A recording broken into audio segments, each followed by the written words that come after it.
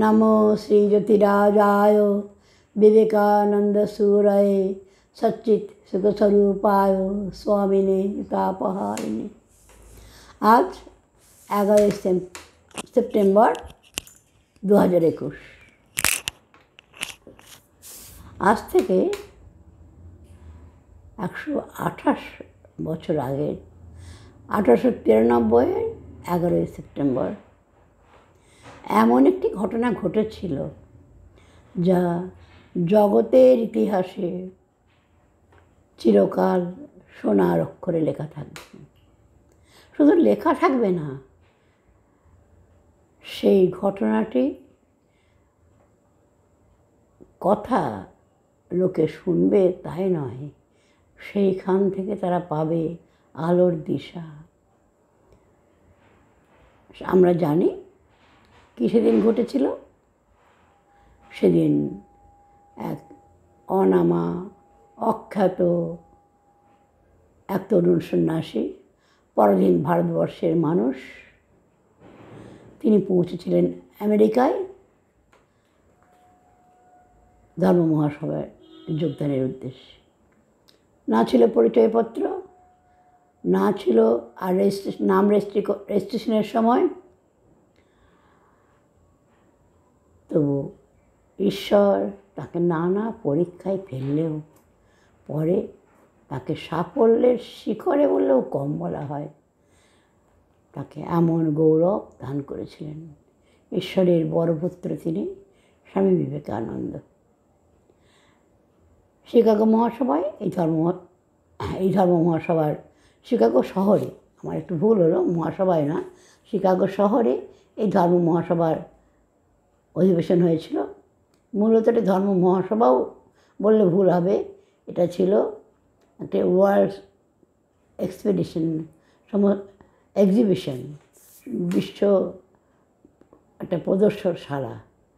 আমেরিকাবাসীরা মনে করেছিল কলম্বাসের 400 বছর পূর্তি উপলক্ষে, আমরা সবাই জানি।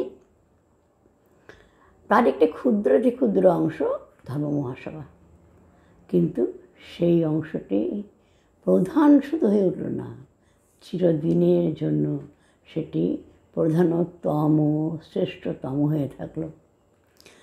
স্বামীজির ছোট্ট একটি ভাষণ সমস্ত জগৎকে মুগ্ধ করল, ছোট্ট একটি সম্বোধন সকলের হৃদয় ছুঁয়ে গেল।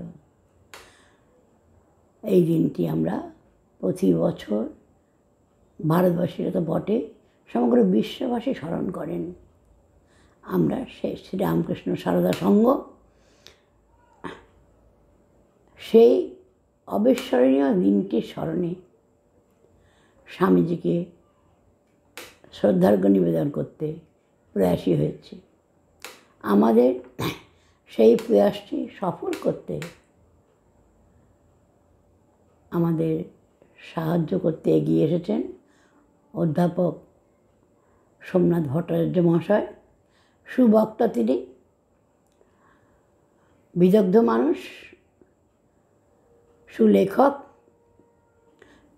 সুশিক্ষক তো বটে। আমরা প্রাণারাম এই চ্যানেলের মাধ্যমে তাকে বিশেষ করে আরও নানাভাবে পাচ্ছি। অতি অল্প সময়ের মধ্যে তিনি সম্মত হয়েছেন আমাদের এই অনুষ্ঠানে অংশগ্রহণ করতে। আমরা এখন তার কথাটি শুনব, তার আলোচনাটি, মনোগ্রাহী আলোচনাটি শুনব।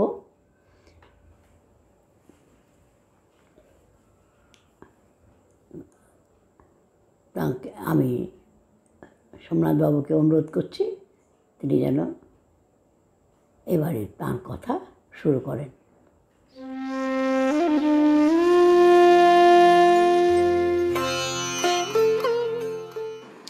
নমস্কার। আজকের এই বিশেষ দিনে শিকাগোর স্বামীজি ও আজকের আমরা শীর্ষক এই অনুষ্ঠানে প্রথমেই পূজনীয়া মাতাজিকে প্রণাম, এবং যারা ইউটিউবের মাধ্যমে এই অনুষ্ঠান দেখছেন তাদের সকলকে সশ্রদ্ধ নমস্কার। স্বামী বিবেকানন্দ শিকাগোতে 1893-এ যে বক্তৃতা দিয়েছিলেন সেটা একদিক দিয়ে অনেক কিছুর শুভ সূচনা ঘটিয়ে দিয়েছিল।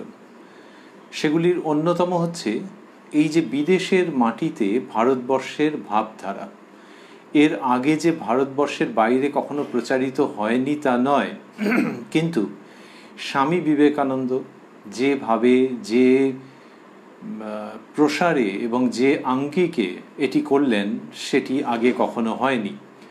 স্বামীজি ভারতবর্ষের যে ভাবধারা সেটাকে নিয়ে গিয়ে আমেরিকায় বুধ মণ্ডলীর সামনে স্থাপন করলেন।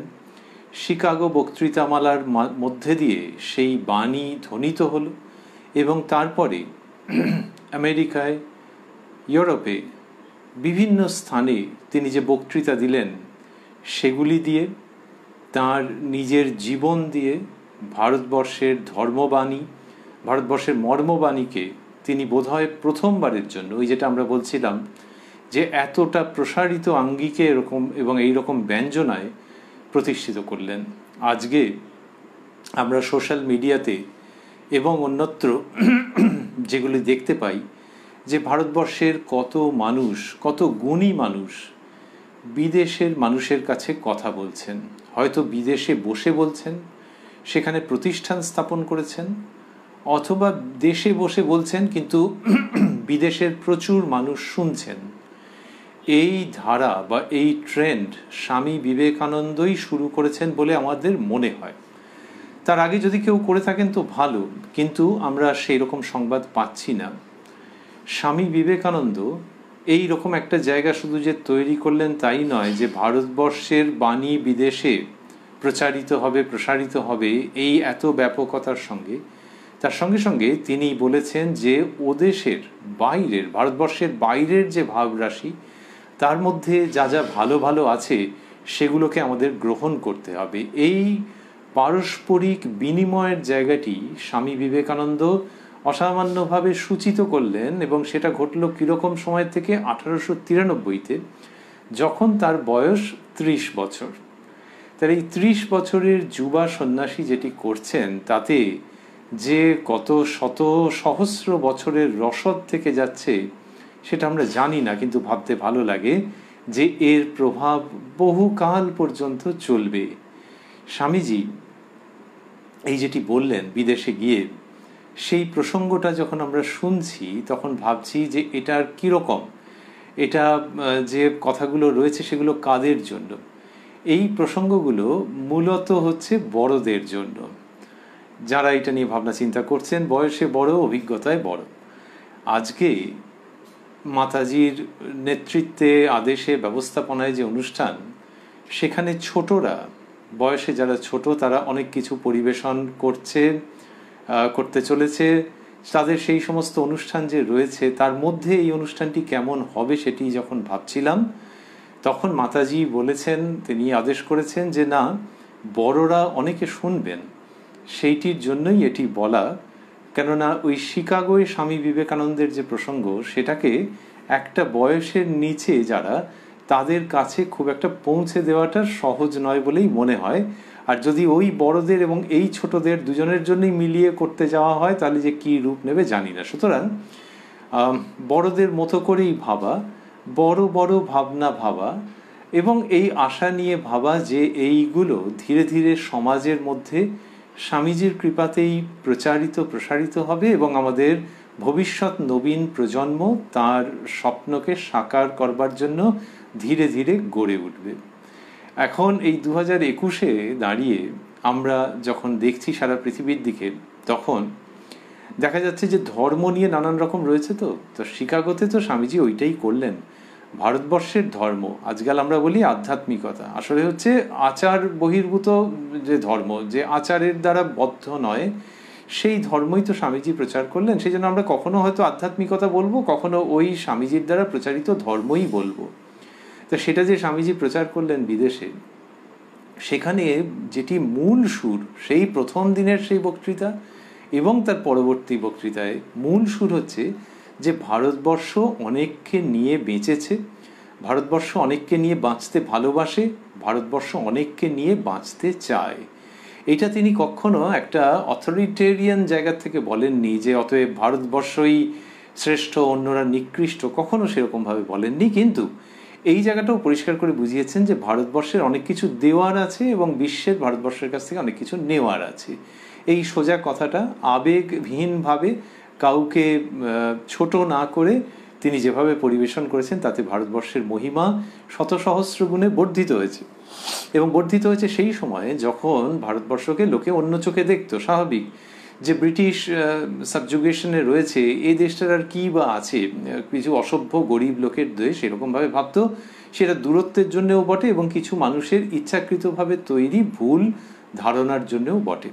সেখানে স্বামীজি এই ভারতবর্ষের মহিমার কথা বললেন, কারণ তিনি যা বলছেন সেটা তো এই যে ছেলেটি বা বিদেশের লোক যখন দেখছে যে এই যে 30 বছরের ছেলেটি এরকম একটা পোশাক পরে রয়েছে, এ তো তার নিজের দেশের যে মর্ম কথা সেইটাই তো নিয়ে আসছে, অন্য কিছু তো নয়।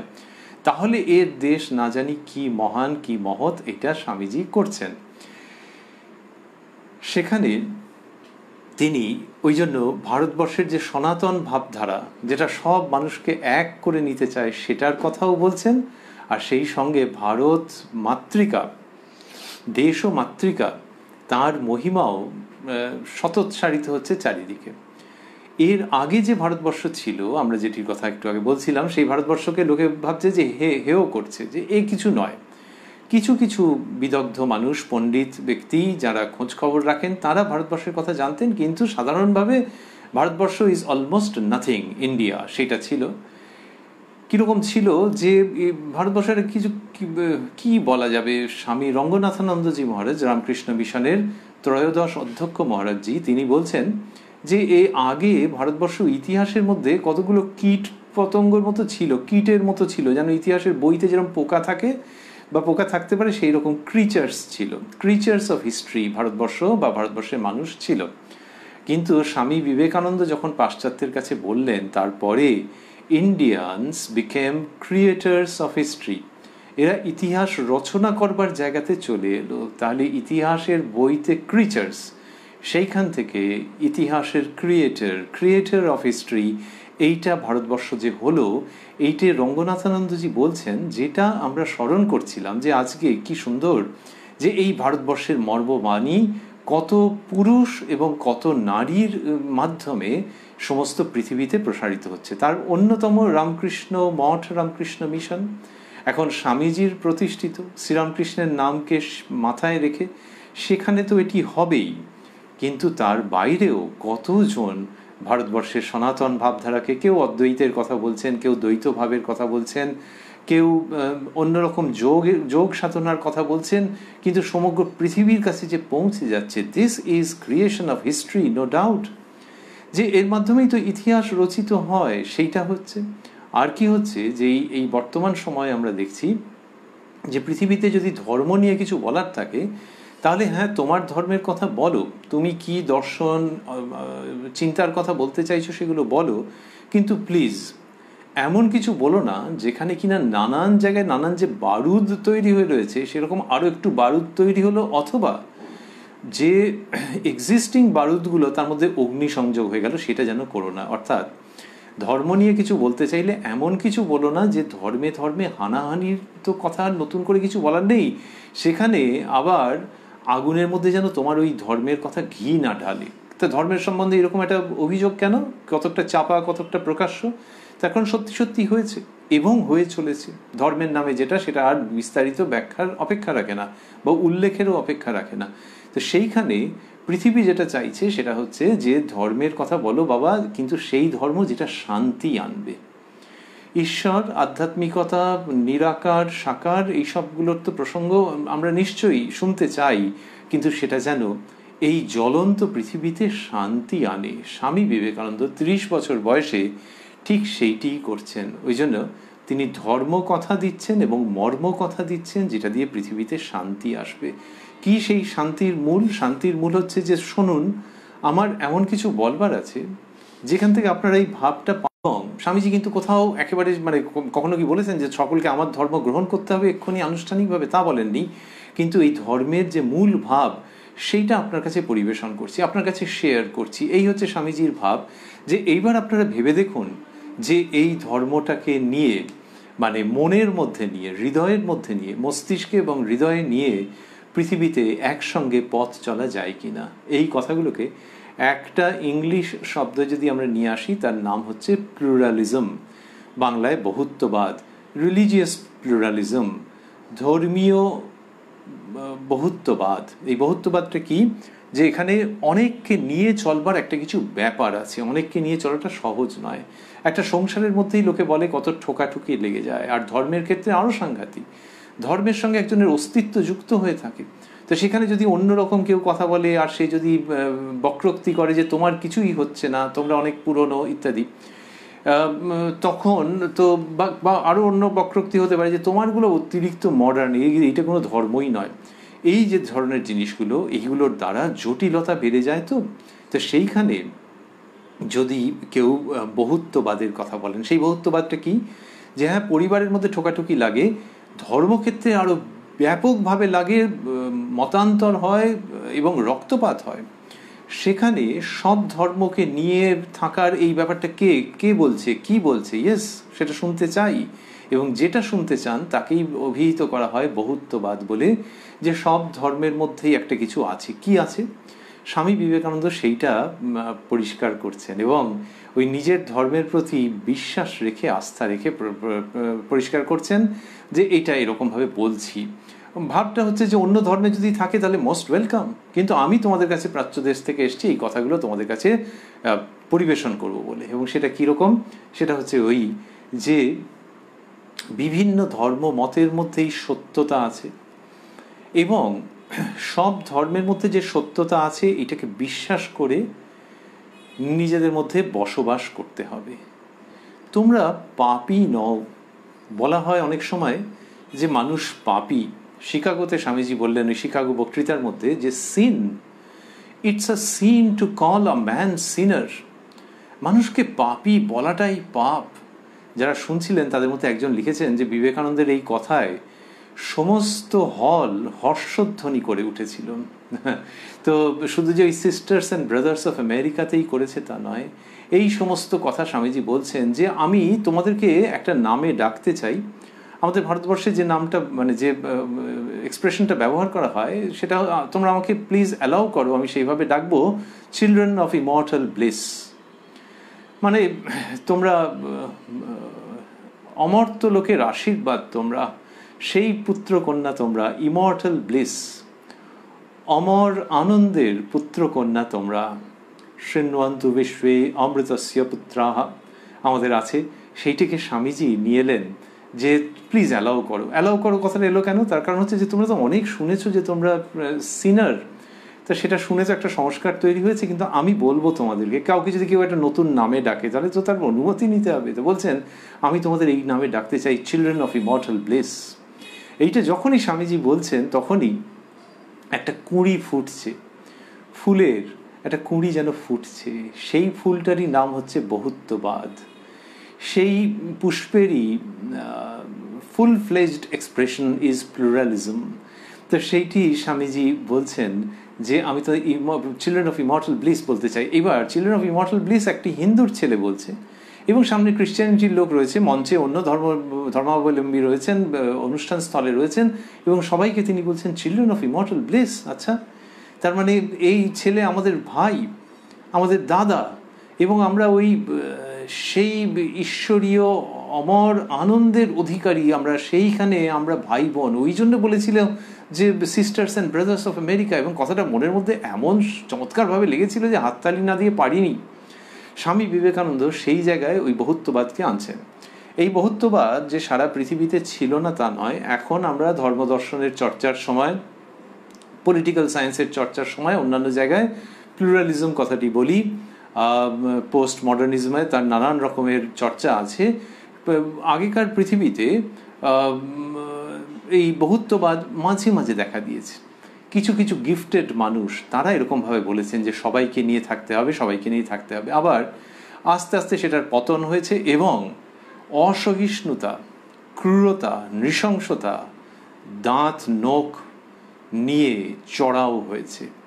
স্বামী বিবেকানন্দ বোধ হয় প্রথম পৃথিবীতে যিনি প্রায় একটা অর্গানাইজড রূপে এই প্লুরালিজমের কথা বলেছেন। এবং পরবর্তীকালে ওই 1893-এর ওই ঘটনা, এবং পরবর্তীকালে তিনি এসে 1897-তে 4 বছরের বাদেই তিনি কি করেছেন, যে রামকৃষ্ণ মিশন প্রতিষ্ঠা করেছেন, এবং তার তখন রামকৃষ্ণ মিশন অ্যাসোসিয়েশন, এবং তার অন্যতম উদ্দেশ্য হচ্ছে যে মানুষের কাছে এই সুমহান বার্তা পৌঁছে দেওয়া। তাহলে এই যেটা বার্তাটা, এই যে সকলকে নিয়ে থাকা, স্বামীজি সেটার তাত্ত্বিক ব্যাখ্যা দিয়েছেন যে কেন এরকম হয়, যে প্রত্যেকের মধ্যেই সেই একই সত্তা আছে, শুধু তার ভিন্ন ভিন্ন বিকাশ, এইসব কথা তিনি তো ব্যাখ্যা করেছেনই। আর ঘুরে ফিরে ভারতবর্ষকে দেখিয়েছেন যে দেখো এখানে আমরা রয়েছি, আমাদের দেশ অন্য অনেক দেশের রেফিউজিকে আশ্রয় দিয়েছে, শরণার্থীকে। রিফিউজি শব্দটা আজকে 2021-এর সেপ্টেম্বর মাসে আর কারুর অজানা নেই কোনোভাবেই। আগে জানতেন, কিন্তু এখন বিভিন্ন দগদগে অভিজ্ঞতার মাধ্যমে মানুষ আরও বেশি করে জানছেন।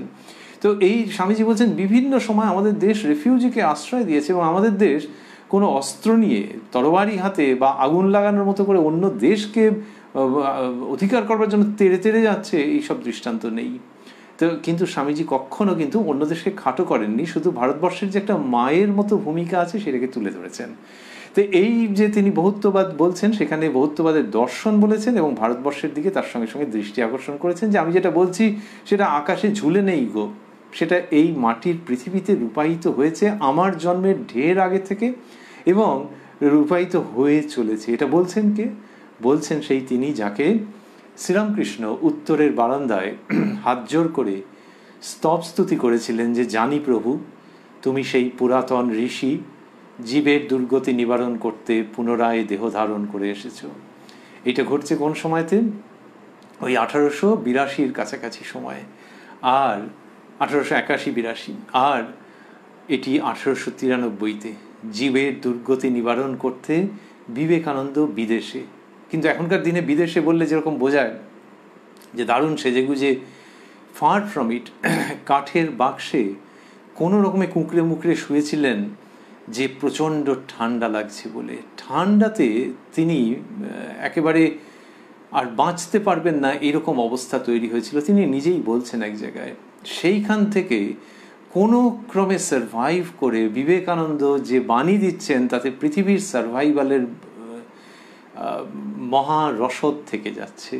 সেই বিবেকানন্দ এই বহুত্ববাদের কথা বলছেন, ভারতবর্ষের দিকে দেখাচ্ছেন, এবং যখন দেখাচ্ছেন তখন সেটা গর্বের সঙ্গে দেখাচ্ছেন। তাহলে বিবেকানন্দ যেভাবে ধর্মকে দেখাচ্ছেন তার মধ্যে দুটো দিক আছে, বা দুটো তিনটে দিক একসঙ্গে মিলে আছে। একটা হচ্ছে যে নিজের ধর্মে গর্ব রাখো, আস্থা রাখো, অন্যের ধর্মকে জানবে যে তার মধ্যে কিছু না কিছু আছে যেটা তাকে মুক্তির পথে নিয়ে যায়, যেটা তাকে সেই অভীষ্টের পথে নিয়ে যায় যেটা তুমিও সন্ধান করছো। এখন ওর ধর্মে কিছু একটা সীমাবদ্ধতা থাকতে পারে, তা তোমার ধর্মে নেই কি? বা তোমার ধর্মে যদি সীমাবদ্ধতা নাও থাকে, তোমার জীবনচর্যার মধ্যে নেই কি? তুমি ভুলভ্রান্তি করছো নাকি? তুমি কি একদম ধর্মের পথে, ধর্মের রাজপথে ঠিকঠাক এসে হাজির হয়েছো কি? তুমি সেই অভীষ্টের দিকে ঠিকঠাক এগোচ্ছ কি? কোনো বিক্ষেপ নেই। তো যদি থাকে বিক্ষেপ, তাহলে সেটার জন্য দুঃখিত হয়েও না, কিন্তু অন্য মানুষকেও সহযাত্রী বলে ভাবতে শেখো। এই বহুত্ববাদের একটা বড় দিক। তার সঙ্গে আমরা বলছিলাম দু তিনটে দিক মিলে আছে। তার সঙ্গে যেটা রয়েছে সেটা হচ্ছে যে তা বলে অন্য ধর্মকেও গ্রহণ করছো বলে এতটা আবার মাথা নিচু করে থেকো না যে দূরভিসন্ধিযুক্ত লোক কেউ তোমার মাথার উপর দিয়ে চলে যাবে। অন্য কেউ যদি তোমার ধর্মকে খাটো করবার চেষ্টা করে, সেইখানে কিন্তু তুমি রুখে দাঁড়াবে। কারণ এই ধর্ম মানে, মার্ক দ্য ওয়ার্ডস, যেটা কোনো একটা অলৌকিক কিছু প্রাপ্তির জন্য নয়, এই পৃথিবীতে একটা চমৎকারই দেখানোর জন্য নয়, অন্যের সম্পত্তি হরণ করবার জন্য নয়। এই ধর্ম হচ্ছে নিজের ভেতরে যে প্রথম থেকেই সম্পত্তি আছে সেইটাকে পাওয়া। Religion is the manifestation of the divinity already in man. তো এই যে ধর্মকে তুমি চাইছো এবং সেই পথে যখন এগোচ্ছ, তখন অন্য কেউ যদি তোমাকে অতিরিক্ত খাটো করে, ভাবে যে তুমি বেশ সুন্দর সুন্দর কথা বলছো, তো তাহলে তোমাকে শাসন করা যায় এবং মোর আনফর্চুনেটলি শোষণ করা যায়, তোমার সম্পর্কে বক্র কথা বলা যায়, তাহলে কিন্তু রেজিস্ট করতে জানতে হবে। এই দুটো দিক দিয়ে স্বামীজির ধর্মভাবনা, এবং দুটোকেই শিকাগোতে পাচ্ছি। কীরকম? এই যে যেখানে কিনা বলছেন যে আমার ধর্ম, সেটার কথাতে আসছে, সেখানে স্বামীজি একটা যা বলছেন সেটাকে গর্ব আমরা বলছি, pride in his own religion. কিন্তু শ্রীরামকৃষ্ণের ভাষায় বলতে গেলে এ গর্ব গর্বের মধ্যে নয়, এ গর্ব দরকার। শ্রীরামকৃষ্ণ তো এইভাবে বলতেন যে কোন কামনা কামনার মধ্যে নয়, ঈশ্বরীয় কামনা। স্বামী বিবেকানন্দ বলছেন যে আমি সেই ধর্মের মধ্যে আছি যে ধর্মের যে পবিত্র ভাষা সংস্কৃত, তাতে ওই ইংরেজির এক্সক্লুশন শব্দটাকে অনুবাদ করা যায় না। অর্থাৎ ওই এক্সক্লুশনের তুল্য কোনো শব্দ সংস্কৃততে নেই। এক্সক্লুশন, একে বাদ দাও, ওকে বাদ দাও, তাকে বাদ দাও, এটা বাদ দাও, ওটা বাদ দাও, আরে এই ধারণাই আমাদের নেই। দেখান আপনি সংস্কৃত যে এক্সক্লুশন শব্দের একদম এক্স্যাক্ট কি মানে আছে, নেই। এমনিতে লোকে বলে যে এ বাবা এই শব্দটার তোমার ভাষায় কোনো একটা ইকুইভ্যালেন্ট নেই, অনুবাদ করা যায় না। আর স্বামীজি বলছেন যে এটাই আমাদের গর্বের জায়গা। গর্ব মানে ওই অর্থে যে এটা আমি আঁকড়ে রাখবো তা নয়, সবাইকে নিয়ে শেয়ার করব, সবার কাছে দেবো। এই যেটা আমাদের ভারতবর্ষে এই সংস্কৃত ভাষা, দেব ভাষা বলা হচ্ছে, দেবতারা কাউকে এক্সক্লুড করেন নাকি? তো এই দেব ভাষায় স্বামীজি বলছেন যে এক্সক্লুশন শব্দটা আমাদের নেই। আর ওইটা বলছেন, তাহলে এটা হচ্ছে নিজের ধর্মের দিকটাকে ওরকমভাবে দেখাচ্ছেন যে এই ধর্মের মধ্যে ওই রকম আস্থা রাখতে হয়। আর তার সঙ্গে কি বলছেন, তার সঙ্গে বলছেন সেটি হলো যে এবার অন্য ধর্মের প্রসঙ্গ, যে অন্য ধর্মকে নেওয়ার জন্য মনের মধ্যে জায়গা তৈরি করতে আরম্ভ করো। মনের মধ্যে জায়গা তৈরি করতে আরম্ভ করো অন্য ধর্মকে নেওয়ার জন্যে। তুমি অন্য ধর্মকে নিতে পারছো না কেন জানো? তার কারণ হচ্ছে তুমি তোমার নিজস্ব ধর্মীয় গণ্ডির মধ্যে রয়ে গেছো, তো সেই জন্য বুঝতে পারছো না। একটা গণ্ডির মধ্যে থাকতে থাকতে থাকতে থাকতে দৃষ্টি কীরকম যেন সংকুচিত হয়ে যায়। এইটা বলতে বলতে তিনি তার গুরু শ্রীরামকৃষ্ণের কাছ থেকে শোনা গল্প তার মতো করে বিদেশে পরিবেশন করলেন। এবং সেই গল্পটি কি? সেই গল্পটি হচ্ছে কুয়োর ব্যাঙের গল্প। কুয়োর ব্যাঙের গল্প স্বামীজি বলছেন, এবং সেইখানে তিনি বলছেন যে ওই একটা সমুদ্রের ব্যাঙ এসেছিল, তার সঙ্গে কুয়োর ব্যাঙের কি ঝগড়াঝাঁটি। কারণ সে কুয়োর ব্যাঙ কি বলছে, কুয়োর ব্যাঙ বলছে যে সমুদ্রের ব্যাঙ যখন বলেছে যে আমার সমুদ্রটা এরকম বড় আছে, তখন কুয়োর ব্যাঙ বলছে যে জাস্ট ইম্পসিবল। এরকম ভঙ্গিতে প্রায় স্বামীজি দেখাচ্ছেন যে কুয়োর ব্যাঙ বলছে যে এটা হতে পারে না, যে ওই অত বড় হয় না, আমার এই কুয়োর থেকে বড় বলে একদিক থেকে আরেকদিকে লাফ মেরেছে, যে মানে কি বিশাল লাফ মারলাম, এর থেকে বড় বললে হবে। এইরকমভাবে কুয়োর ব্যাঙের গল্প বলছেন স্বামীজি। এটা তার দ্বিতীয় বক্তৃতা শিকাগো ধর্ম মহাসম্মেলন উপলক্ষে। এবং সেখানে বলছেন যে এই যে আমরা একটা আমাদের ওই রকম সংকুচিত দৃষ্টি হয়ে গেছে, এই জন্য অন্য ধর্মকে আমরা নিতে পারি না। অন্য ধর্মকে নিতে পারি না কারণ ওই সমুদ্রের কথা বললেন, যে সমুদ্রের ব্যাঙ, সমুদ্র মানে যেখানে কিনা সমস্ত কিছুর সমাহার রয়েছে, সব ধর্মের সমাহার রয়েছে, এরকম একটা জায়গা আছে। এখন সনাতন ধর্মে সেটিকে সচ্চিদানন্দ বলা হচ্ছে, এটা একটা টার্ম, এটা একটা শব্দ, কিন্তু এরকম একটা জায়গা আছে যেখানে সমস্ত ধর্মের সহাবস্থান আছে। তো সেইটার কথা যদি কাউকে বলা হয়, আর তখন যদি সে নিজের ধর্মের নিয়ে গোয়ার্তুমি করে, তাহলে জানতে হবে কুয়োর ব্যাঙের মতো অবস্থা। কিন্তু স্বামীজি সেটাকে ওরকম খাটো করে দেখাচ্ছেন না বা ডুমড এরকম বলছেন না। তিনি বলছেন যে এখান থেকে আমাদের আরো বড় হতে হবে, সমুদ্রকে ভাবতে হবে। তো এইরকম যে কুয়োর ব্যাঙের মতো হয়ে থাকলে চলবে না। আর সেই সঙ্গে বলছেন যে আমাদের ভারতবর্ষে আমরা কি করেছি, যে অন্যান্য যে ধর্মগুলো আছে সেই ধর্মগুলোকে আমরা এই দৃষ্টিতে দেখেছি যে হ্যাঁ সেইগুলোর মধ্যেও আছে। আচ্ছা, এই যে সেইগুলোর মধ্যেও আছে এটা বলা মানে কি? তো এটাতে সংসারে যেমন আমরা বলছিলাম যে অনেক সময় লোকে বলে ঠোকাঠুকি লাগে, ওই জন্য অনেক কম্প্রোমাইজ করে চলতে হয়। কম্প্রোমাইজ মানে নিজের যেটা বলার দরকার ছিল বললো না, চুপ করে রইলো, তাদের মানে ভেতরে ভেতরে একটুখানি রিয়াকশন তৈরি হবে, কিন্তু কি করব, না হলে প্রচণ্ড ঝগড়াঝাঁটি হবে, কম্প্রোমাইজ। স্বামীজি বলছেন যে আমরা ওরকম সমাজে যে আছি ঠিক কম্প্রোমাইজ করে নয়, যে এ রেগে যাবে ও রেগে যাবে এই জন্য চুপ করে রইলাম, তা কেন হবে? আর ভারতবর্ষের হিন্দুরা হচ্ছেন মেজরিটি, তাহলে তাদের আবার কম্প্রোমাইজ করবার কি দরকার? স্বামীজি বলছেন যে না, ওইভাবে নয়। কিন্তু হিন্দু ধর্ম বা সনাতন ধর্ম, উনি ওই সনাতন ধর্মের কথা বারবারই বলছেন। সনাতন ধর্ম মানে বেদ উপনিষদের মধ্যে যে ধর্মের কথা আছে সেটা কি ধর্ম, তার নানান রকমের ব্যাখ্যা আছে। কত এই তো অদ্বৈত, বিশিষ্টাদ্বৈত, দ্বৈত, আবার এরও মধ্যে নানান রকমের অ্যাডমিক্সচার, এসব নানান রকমের ব্যাখ্যা আছে। কিন্তু সেইগুলো যখন এসেছে, স্বামীজি বলছেন ওখানেই আমাদের ধর্মের সব কিছু ধরা আছে। তখন এই হিন্দু মুসলমান এসব কিছু ছিলই না, এগুলো তো পরে তৈরি হয়েছে। আর হ্যাঁ, আজকে যারা কিনা ওই বেদ উপনিষদের প্রস্থানত্রয় বলা হচ্ছে, তো বেদ উপনিষদ, শ্রীমদ্ ভগবদ গীতা, তো এই যে ধর্ম, এই ধর্মকে নিয়ে যারা চলছে তারা হচ্ছে হিন্দু জাতিগোষ্ঠী বা ধর্মগোষ্ঠী, যারা এই ধর্মকে খুব মেনে চলে, মাথায় করে নিয়ে চলে। তা অন্য ধর্মের লোক এগুলো চর্চা করে না নাকি? করে তো। সেই জন্যই তো বলা হচ্ছে যে হিন্দু মুসলমান এটা ওটা, এগুলো বলা মানে অনেক পরের কথা, চলো আগের কথায় চলে যাই। যে ওই যে সনাতন ধর্ম, যেটা কিনা ওই বেদ উপনিষদের ধারা ধরে আসছে, সেইখানে কীরকম হয়েছে যে এই যে ভারতবর্ষের সেইটার অনুসারী যে ভারতবর্ষের মানুষজন যারা যারা কিনা সংখ্যাগরিষ্ঠ, তারা যে অন্যদেরকে দাঁতে দাঁত চেপে সহ্য করেছেন অনেক কম্প্রোমাইজের মধ্যে দিয়ে, তা কিন্তু নয়। তাহলে তারা কি করেছেন, তারা অন্যের মধ্যেও ভালো দেখেছেন, এবং ভালো দেখাটাও জোর করে নয়, সত্যি সত্যিই ভালো দেখেছেন, এবং দেখে সেখান থেকেও গ্রহণ করেছেন। এই গ্রহিষ্ণুতা এটি ভারতবর্ষের মধ্যে রয়েছে। সেই জন্যই বলছেন যে আমরা শুধু টলারেশনের কথা বলি না, শুধু আমরা টলারেন্সের কথা বলি না, আমরা সেই সঙ্গে ইউনিভার্সাল অ্যাকসেপ্টেন্সের কথা বলি। এই যে অ্যাকসেপ্টেন্স কথাটার মধ্যে রয়েছে যে আরও সাগ্রহে অন্যের সঙ্গে মেশা, যে তোমার থেকেও আমার কিছু নেওয়ার আছে। So not only tolerance but universal acceptance, এইটার প্রসঙ্গ স্বামীজি নিয়ে আসছেন, যে আমাদের ধর্মটা এইরকম যে যেখানে সবাইকে নিতে চাই। তাহলে এই ধর্ম আরও একটু বিস্তারিত বলুন না। তো স্বামীজি সেটা বলেছেন। স্বামীজি যেটা বলেছেন বিভিন্ন জায়গায় গিয়ে বিস্তারিত বলেছেন। প্রথমে যে শিকাগো বক্তৃতা তো কয়েক মিনিটের ওপেনিং যে লেকচার, তারপরে বিস্তারিত বলেছেন মানুষজন তার মধ্যে স্বর্ণ সম্ভাবনা এবং সত্য বাস্তব রূপায়ণ দেখতে পেয়েছেন। সেই জন্য স্বামীজিকে জগৎ এরকমভাবে বরণ করে নিয়েছে। আর হ্যাঁ, ওই যে আমরা বলছিলাম যে 2-3টে জিনিস যে মিশে আছে, সেইখানে স্বামীজি বলছেন যে ওই অন্য কেউ তোমাকে দাবিয়ে দেবে, তোমার মাথার উপর দিয়ে চলে যাবে, এইটা করো না, এটি হতে দিও না। ওইখানে স্বামীজি একটা বক্তৃতা আছে তার, যেখানে তিনি খ্রিশ্চানদের বলছেন, মনে হয় ওইভাবে করে তাকে বিষয়টা দেওয়া হয়েছিল যে খ্রিশ্চানরা ভারতের জন্য কি করতে পারেন।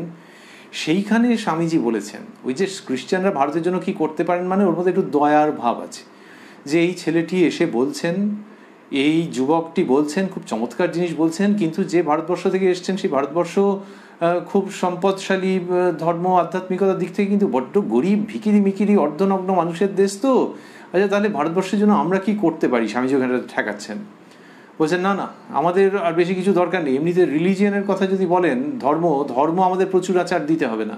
কেন এটা বললেন? তার কারণ খ্রিশ্চান মিশনারি তাদের একটা বড় অংশ কি করতেন, যে ভারতবর্ষে ধর্ম প্রচার করছেন বলে বিদেশ থেকে আসতেন, এবং সেখান থেকে প্রচুর অর্থ নিয়ে আসতেন, যে ভারতবর্ষের অশিক্ষিত মানুষগুলোকে, অসভ্য মানুষগুলোকে মানুষ করবার জন্য, শিক্ষিত করবার জন্য অর্থের প্রয়োজন, সেই জন্য নিয়ে আসতেন। ওইটা উপার্জন তাদের, তার মধ্যে থেকে একটা ভালো উপার্জন হতো। স্বামীজি সেই জন্য ওইটা প্রসঙ্গ তুললেন, বললেন যে তারা যে আমাদেরকে ধর্ম দিচ্ছে, আমাদের ধর্ম প্রচুর আছে। স্বামীজি বলছেন, religion not the crying need of India. ভারতবর্ষের যে ভয়ঙ্কর যে না হলেই চলছে না এরকম কোনো প্রয়োজন ধর্মের দিক থেকে নেই। আমাদের যথেষ্ট ধর্ম আছে। ভারতবর্ষের মানুষ কিছু খেতে চায়, স্বামীজি ইংলিশে বলেছেন ব্রেড, কিছু খেতে চায়, এবং সেইটা না দিয়ে, ব্রেড না দিয়ে আমরা তাকে স্টোন ছুঁড়ে মারছি। ওই মিশনারিদের প্রতি ইঙ্গিত, সেটা আমেরিকায় দাঁড়িয়ে তিনি বলছেন। পরবর্তীকালে অন্যত্রও বলেছেন শতকণ্ঠে। এইটা চারটিখানি কথা নয়। আজকের দিনেও একটা বিদেশে গিয়ে কেউ যদি সেই দেশের মানুষকে, সাদা চামড়ার মানুষকে উদ্দেশ করে এই ধরনের কথা বলে, প্রাণ সংশয় হয়ে যেতে পারে। বা আমাদের দেশে এসেও যদি কেউ আমাদের দেশের সম্বন্ধে খুব সমালোচনার কথা বলে, তাহলে তার বিরুদ্ধে নিন্দামন্দ উঠবে না? স্বামীজি ওটা করছেন, তার কারণ হচ্ছে স্বামীজি জানেন যে তিনি যেটা বলছেন সেটা ঠিক বলছেন, তিনি প্রাণের পরোয়া করেন না, সুতরাং তাকে চ্যালেঞ্জ দেওয়ার মানুষ পৃথিবীতে বেশি নেই। অকুত ভয় স্বামী বিবেকানন্দ বলছেন। আর সবচেয়ে বড় কথা হচ্ছে, তিনি যেটা বলছেন সেটা কাউকে খাটো করবার জন্য বলা হচ্ছে না। Criticism not for the sake of criticism, কিন্তু তার মধ্যে থেকে সত্যের আলো আসছে, মানুষজন সেটি নিয়েছেন। তো সেখানে তিনি ক্রিশ্চিয়ানিটির কথা বললেন, আমেরিকায় দাঁড়িয়ে ক্রিশ্চিয়ানিটির কথা বলছেন, যে ক্রিশ্চিয়ান মিশনারি যারা করেছেন পরিষ্কার তাদের দিকে ইঙ্গিত করছেন, এবং সেটার জন্য বিরোধিতা হয়েছে আমেরিকায়। একেবারে বিরোধিতা হয়নি তা মোটেও নয়, প্রচণ্ড রকমের বিরোধিতা হয়েছে। ব্যক্তি বিবেকানন্দ সম্পর্কে যা তা বলতে আরম্ভ করেছে, কিন্তু সেগুলো আজকে ইতিহাসের মধ্যে খুঁজে পাওয়া যাবে না। অনেক রিসার্চ করে সেগুলোকে বার করতে হবে যে কী কী বলা হয়েছিল, কিন্তু তখন ভয়ঙ্করভাবে বলা হয়েছে। তো ওই যে স্বামীজি ভারতবর্ষের গ্রহিষ্ণুতার কথা বলছেন, কিন্তু তার মানে হচ্ছে কেউ খাটো করবে, হীন করবে, যা নয় তাই বলবে, শোষণের চেষ্টা করবে, এইটা হতে দেওয়া যাবে না। সেইখানে দৃঢ় মত প্রকাশ করা, সেইটা সহিষ্ণুতা নয়, ওটা হচ্ছে সহিষ্ণুতার আড়ালে তোমার পৌরসত্বহীনতাকে তুমি ঢাকা দিতে চাইছো। সুতরাং সেখানে স্পষ্ট কথা বলো যে এ আমার ধর্মকে আঘাত করছে, আমার ধর্মের মানুষকে মারছে, পিটছে, সেটা বলবার মতো সৎসাহস থাকতে হবে। কিন্তু ওই যাদের সম্বন্ধে হচ্ছে জানবে, তারাই ওই ধর্মের সব কিছু নয়। ওর বাইরে বিরাট অংশ আছে, তারা ওই ধর্মের একটা ছোট্ট অংশ, সেটাকে প্রতিরোধ করো, কিন্তু ওই ধর্মকে আটকে রেখো না, কারণ জানবে ওখান থেকেও তোমার কিছু পাওয়ার আছে।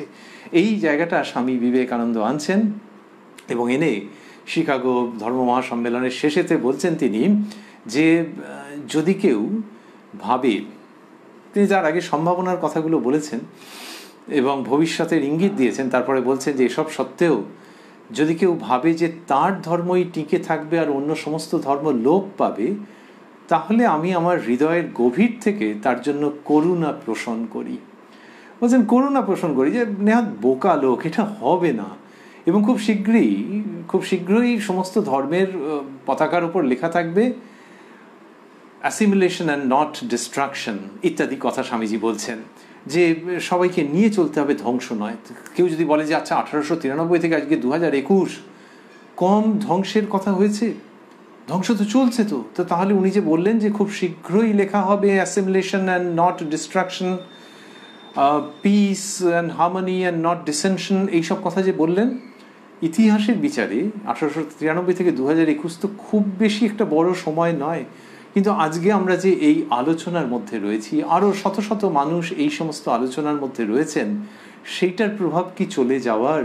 সুতরাং এই যে কনস্ট্রাকটিভ যে আইডিয়াসগুলো, সেগুলো তো ধীরে ধীরে ধীরে ধীরে কাজ করতে থাকে। এক, দুই হচ্ছে স্বামীজি যদি এগুলো না বলতেন, পৃথিবীতে যদি এই সত্য, সহিষ্ণুতা ও শান্তির বাণী ওইভাবে প্রচারিত না হতো, তাহলে আজকের পৃথিবীর কদর্য রূপ যে কীরকম হতো সে তো অনুমেয়।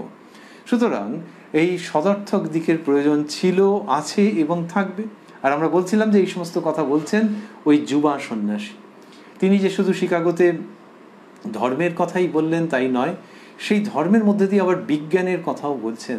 তিনি বিজ্ঞানের কথা কি সুন্দর করে বলছেন যে এই বিজ্ঞান কি করছে, এরকম একত্বের সন্ধান করছে, এবার ধর্ম তাই করছে, এইসব বলে যেটা বলছেন সেটা প্রথমবার পৃথিবীর মধ্যে এই ধর্ম এবং বিজ্ঞানের কথা উচ্চারিত হচ্ছে, এইভাবে উচ্চারিত হচ্ছে। এর আগে আর কোথাও হচ্ছে বলে আমাদের কাছে কোনো সংবাদ নেই। শুধু তাই নয়, স্বামীজি বললেন যে বিজ্ঞান যা বলছে সেটা খুব ভালো, শুধু সেইটা আমাদের ঋষিরা আগে এগুলোকে খুব ভেবেছেন। স্বামীজি এরকমভাবে বলছেন না যে আমাদের ঋষিরাই ম্যাচ জিতে গেছেন আর তুমি কোনো রকম এগোচ্ছ, একদমই তা বলছেন না। বলছেন আমাদের ঋষিরা এগুলো ভেবেছেন। কোনটা? খুব সুন্দর ইংলিশ ব্যবহার করলেন যে ম্যানিফেস্টেশন অ্যান্ড নট ক্রিয়েশন, যে একটা জিনিস নতুন করে তৈরি হলো, মানে কোত্থেকে একটা ভুঁইফোড়ের মতো গজিয়ে উঠলো সেরকম নয়, ওর প্রকাশ হলো। তার মানে একটা কিছু ছিল, সেখান থেকে একটা প্রকাশ হলো, আর প্রকাশগুলো নতুন নতুন, manifestation and not creation. Swamiji বলছেন যে এইটাই বিজ্ঞান বলতে চায়। সেটা ওই 1893-তে যতটা লোকে বলেছে এবং বুঝেছে, আজকে 2021-এ তার থেকে অনেক অনেক গুণ বেশি সত্য এবং ভাইব্রেন্ট। স্বামীজি বলছেন যে ম্যানিফেস্টেশন অ্যান্ড নট ক্রিয়েশন, এটা যে বিজ্ঞান বলতে চাইছে এটা আমাদের ঋষিরা আগে বলেছেন। তবে হ্যাঁ, বিজ্ঞান যে নতুন আলোকে যে ভাষায় এইগুলোকে বলছে, তাতে ভারতবর্ষের ঋষিকুল অত্যন্ত আনন্দিত হচ্ছেন, কারণ এই সত্যকেই তারা যুগ যুগ ধরে হৃদয়ে পোষণ করে রেখেছেন। এ অপূর্ব ভঙ্গি যে ভারতবর্ষের ঋষিকুল চির প্রশান্ত, শান্তিপূর্ণ, আশীর্বাদময় যে ঋষিকুল, তারা দেখছেন যে আমরা উপনিষদ প্রভৃতির মধ্যে দিয়ে যে ভাবনাকে দিয়েছি কতক কতক আভাসে ইঙ্গিতে, এবং যে ভাবনাকে আমরা হৃদয়ের কাছে খুব দৃঢ়ভাবে ধরে রেখেছি, আধুনিক বিজ্ঞান নতুন ভাষায় নতুন আলোকে সেইটাকেই বলতে আরম্ভ করেছে বা বলছে। এই যে দৃষ্টি, যেখানে কিনা সকলকে শ্রদ্ধা সম্মান করেও নতুন আঙ্গিক, নতুন ব্যঞ্জনা স্থাপন করা হচ্ছে, this was done by Vivekananda, and it all started with the Chicago parliament of religions abroad. ভারতবর্ষে এই ধরনের চিন্তাভাবনা করেছেন, কিন্তু পূর্ণরূপে যেন এটা শিকাগো থেকে বিকশিত হচ্ছে, সেইটা স্বামী বিবেকানন্দ যে বলছেন, তার মধ্যে অদ্ভুতভাবে অনেক অনেক জিনিস মিশে যাচ্ছে। কতগুলো জিনিস মিশছে, অনেক রকম মিশছে। কিন্তু একজন স্বামীজির থেকে বছর 4.5 ছোট মেয়ে, তিনি তিনটেতে এনে ধরে দিয়েছেন যে এই তিনটে সুর স্বামীজির মধ্যে মিলেছে। সেই তিনটে সুর হচ্ছে শাস্ত্র, গুরু এবং মাতৃভূমি। এই শাস্ত্র, গুরু এবং মাতৃভূমি, এই তিনটি সুর মিলে বিবেকানন্দের সাংগীতিক বাণীর উৎপত্তি ঘটিয়েছে। এই তিনটে সুরের মিলিত রূপই হচ্ছে বিবেকানন্দের সাংগীতিক বাণী, বলছেন ভগিনী নিবেদিতা। শাস্ত্র, গুরু এবং মাতৃভূমি। নিবেদিতা স্বামীজির মানসকন্যা বা তার শ্রেষ্ঠ ব্যাখ্যাতা, যেভাবেই ভাবা হোক না কেন, কি অপূর্বভাবে যে ভারতবর্ষের শাস্ত্রের মধ্যে যা আছে, গুরু শ্রীরামকৃষ্ণের কাছ থেকে তিনি যা পেয়েছেন, এবং মাতৃভূমি, এই তিনটে সুর মিলে কি হয়েছে, the music of the words of Vivekananda তৈরি হয়েছে। এটা বলছেন ভগিনী নিবেদিতা। সেই সূত্রে আমরা স্মরণ করছি ওই গুরুদেবের কথা। তাহলে শাস্ত্র, মাতৃভূমির কথা আগে এসেছে ঘুরে ফিরে, এইবারে গুরুদেব শ্রীরামকৃষ্ণের কথা ভাবছি। ওই যে স্বামীজি বিদেশে গিয়ে রিলিজিয়াস প্লুরালিজমের কথা বললেন, আমরা আজকে যে নামে অভিহিত করছি বা চিনছি, যে পরিচিত নামে, সেইটা তিনি কোথায় পেয়েছেন? বিদেশে শ্রীরামকৃষ্ণের নাম খুব কম করেছেন তিনি, এবং সেটার কারণ পরবর্তীকালে কি সুন্দর করে বুঝিয়েছেন, কি যুক্তি দিয়ে। যখন ভারতবর্ষে ফিরেছেন কিন্তু তখন তো আবার সব উৎসব শুরু হয়ে গেছে, এবং এই কলকাতার শোভাবাজার রাজবাড়িতে যখন তাকে সম্বর্ধনা দেওয়া হয়েছে যে তিনি কি অসামান্য কথা বলেছেন, তখন দেখা যাচ্ছে যে তিনি সেখানে বলছেন যে আপনারা আমার হৃদয়ের একটা গভীর তন্ত্রীতে আঘাত করেছেন, মানে একটা যন্ত্র, সেটাকে যখন একটা কোনো জায়গাতে প্লাগ করা হয় তখন কি একটা অদ্ভুত সুর তার মধ্যে থেকে বেরিয়ে আসে। যিনি করতে জানেন তিনি জানেন। আর এখানে শোভাবাজার রাজবাড়িতে এরা যখন স্বামীজিকে সংবর্ধনা দিয়েছেন তখন স্বাভাবিকভাবেই শ্রীরামকৃষ্ণের নাম করেছেন। স্বামীজি বলছেন আমার হৃদয়ের গভীরতম তন্ত্রী, বলছেন সেখানে আপনারা আঘাত করেছেন, মানে খুব আনন্দিত চিত্তে বলছেন, এবং বলছেন যে এই যে আমি পার্লামেন্ট অফ রিলিজিয়ান্সে গিয়ে বলেছি, তার আগে এই কলকাতার উপকণ্ঠে আমি এমন একজনকে দেখেছি যার জীবন হচ্ছে real parliament of religions as it should be. Parliament of religions বা ধর্ম মহাসম্মেলন যেমনটি হওয়া উচিত তেমনটি আমি দেখেছি কলকাতার উপকণ্ঠে একজন, এবং সেটি শ্রীরামকৃষ্ণ, তার কথাই বলছেন। তো অ্যাজ ইট শুড বি বললেন কেন? এমনিতে পার্লামেন্ট অফ রিলিজিয়ান্সে ঘুরে এসেছেন তো বছর চারেক আগে, না ঘুরে এলেও কি হবে, তিনি কি করেছেন যে ওইখানে দেখেছেন যে বিশ্ব ধর্ম মহাসম্মেলন বলেছেন তারা যে অনেক ধর্মকে নিয়ে একত্রিত করেছেন, কিন্তু কোথায় যেন একটা রয়েছে যে নিজের ধর্মই শ্রেষ্ঠ, এটাই যেন শেষ পর্যন্ত উঠে আসে, এরকম একটা ভাবনা চিন্তা যেন দেওয়াল থেকে প্রতিফলিত হয়েছে সেই কথাগুলো। লোকে বলে দেওয়ালেরও কান আছে। তো স্বামীজি সেটা যেন শুনতে পেয়েছেন যে না গো, একটা ধর্মের সুপ্রিমেসিকে প্রতিষ্ঠা করবার জন্য এসব হয়েছে, আমি তো বুঝতে পারছি, কিন্তু তিনি অন্যদেরকে ওই যে আমরা বলছিলাম খাটো করছেন না, আঘাত করছেন না। এখানে এসে যেন এবারে হাঁপ ছেড়ে বাঁচছেন যে আরে আরে আপনারা আমার প্রশংসা করেছেন আর যার নাম করেছেন আমার হৃদয়ের গভীরতম তন্ত্রীতে একটা আঘাত লেগেছে, এবং তাতে কি সঙ্গীত উত্থিত হচ্ছে। এই যে তিনি বলছেন যে আমি কলকাতার উপকণ্ঠে এমন একজনকে দেখেছি যার জীবন হচ্ছে real parliament of religions as it should be.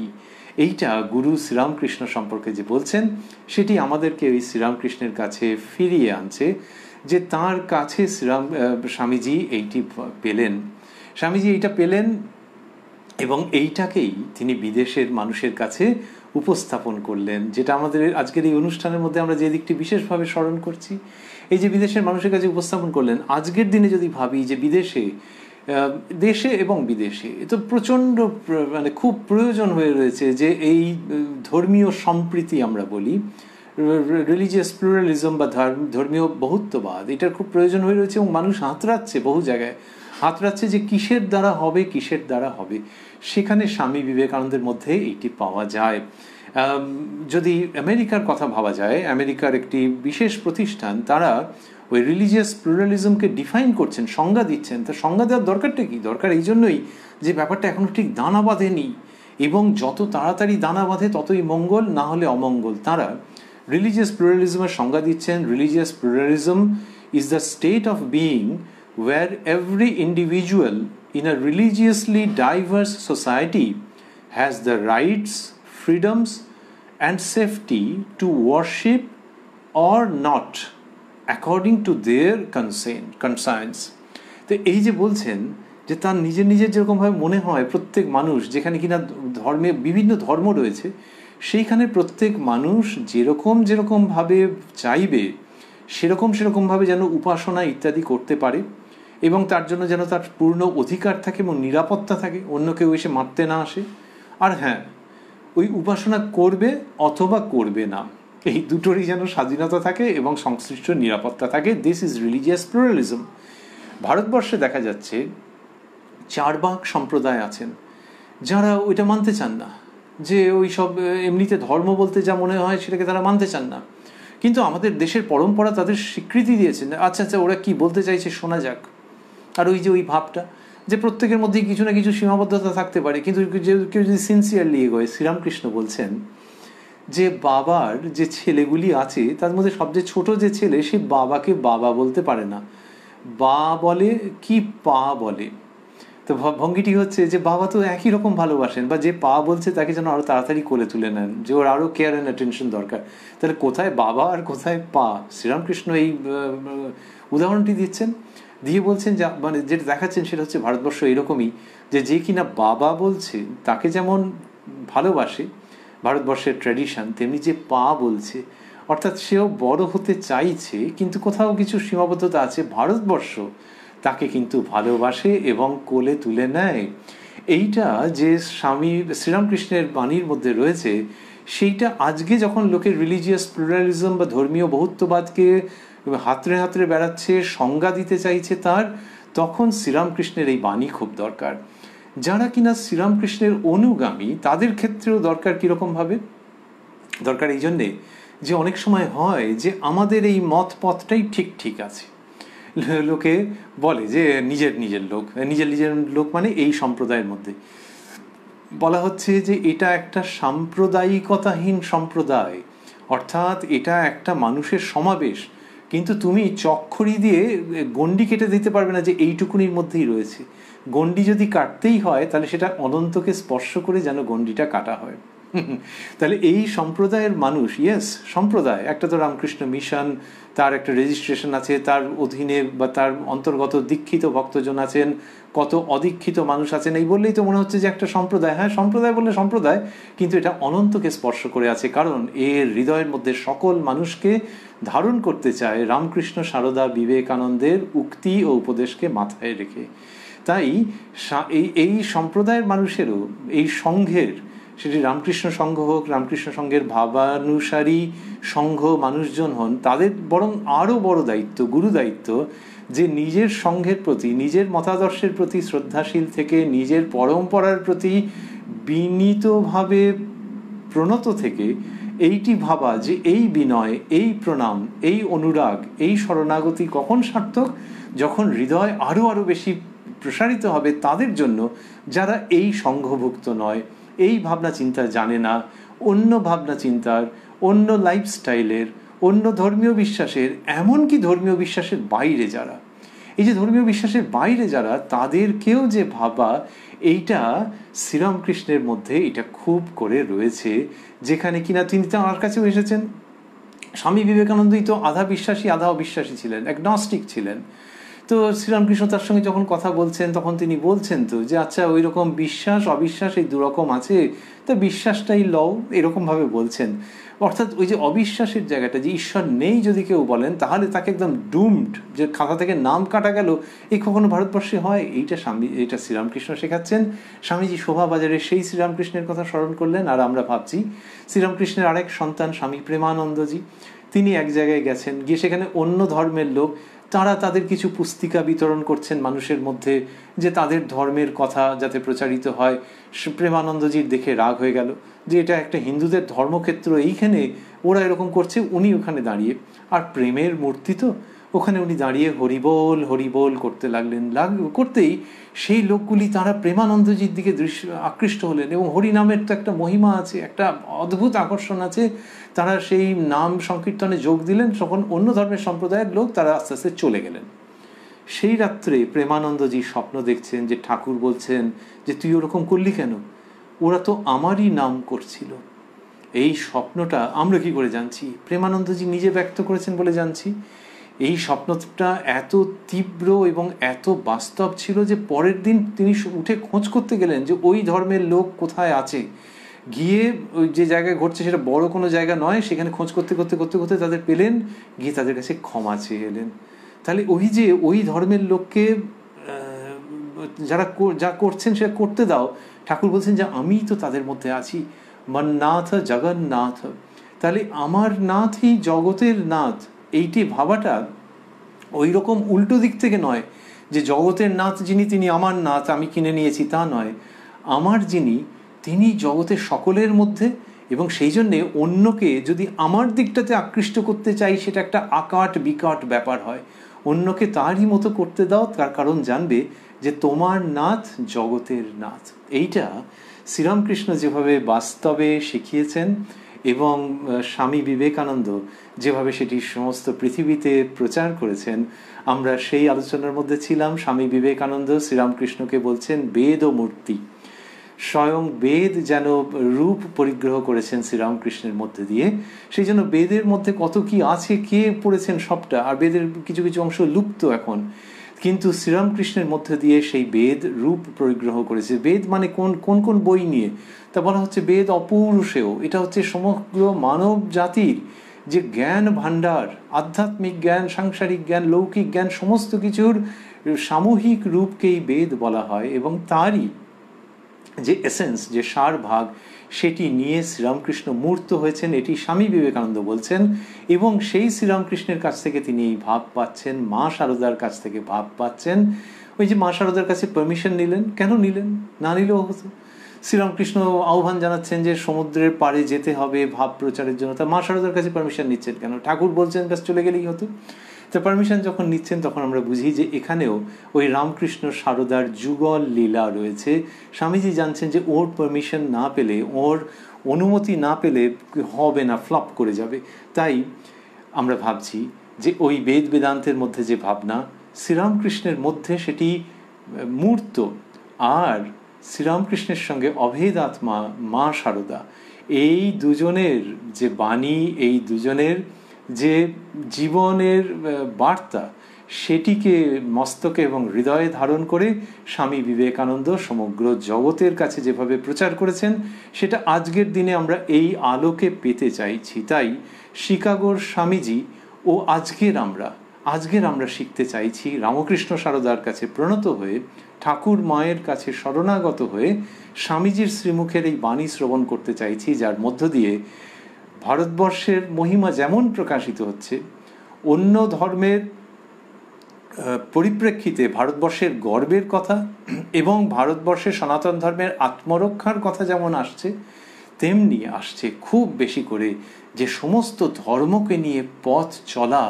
অন্য ধর্মের মধ্যে যদি ভয়ঙ্কর গোঁড়ামি থাকে, সে গোঁড়ামি থাক, কিন্তু আমি আমার মতো হৃদয়কে উন্মুক্ত রাখতে পারবো না। নিজেকে বাঁচিয়ে যদি হৃদয়কে উন্মুক্ত না রাখতে পারি, তাহলে নতুন পৃথিবীর স্বপ্ন দেখবো কি করে, দেখাবো কি করে? সুতরাং শিকাগোর স্বামী বিবেকানন্দকে স্মরণে রেখে আমরা ভাবতে চাইছি, শ্রীরামকৃষ্ণ এবং মা শারদাকে মস্তকে হৃদয়ে রেখে আমরা ভাবতে চাইছি সেই শিকাগো বক্তৃতাকে। আজকের এই বিশেষ দিনে সেটিকে স্মরণ করতে চাইছি এবং তার মধ্যে থেকে এই সব বার্তা গ্রহণ করতে চাইছি ওদেরই আশীর্বাদে, কৃপায়, যাতে করে ওই ওদের প্রসন্ন হাসিতে, ওদের বরাভয়ে আমরা ওদেরই আদর্শে নতুন পৃথিবী গড়তে পারি এবং পৃথিবীকে মানুষের জন্য আরও বেশি বাসযোগ্য করে যেতে পারি। ধন্যবাদ, নমস্কার।